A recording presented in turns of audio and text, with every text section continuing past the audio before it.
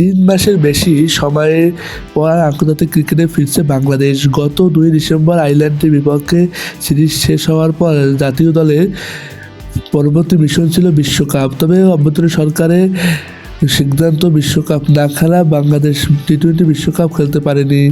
আইসিসিও তাদের কোনো নির্দিষ্ট ভেন্যু দেয়নি, যে কারণে বাংলাদেশ নিজেদের সরিয়ে দিয়েছে টি-20 বিশ্বকাপ থেকে।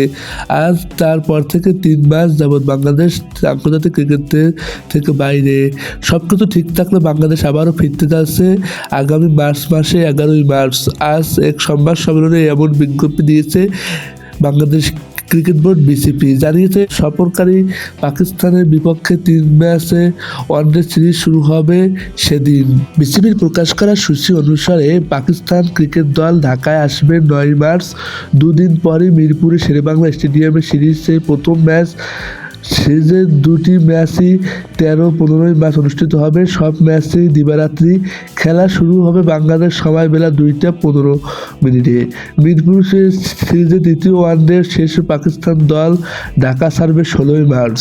এই সিরিজ দিয়ে ওয়ানডে বিশ্বকাপে সরাসরি জায়গা করে নেওয়ার চ্যালেঞ্জ শুরু হবে বাংলাদেশের। বিশ্বকাপে সরাসরি জায়গা করতে আগামী বছর ৩১শে মার্চ পর্যন্ত র্যাঙ্কিংয়ে সেরা 9টি দল থাকবে। বর্তমান বাংলাদেশ আছে 10 নম্বরে।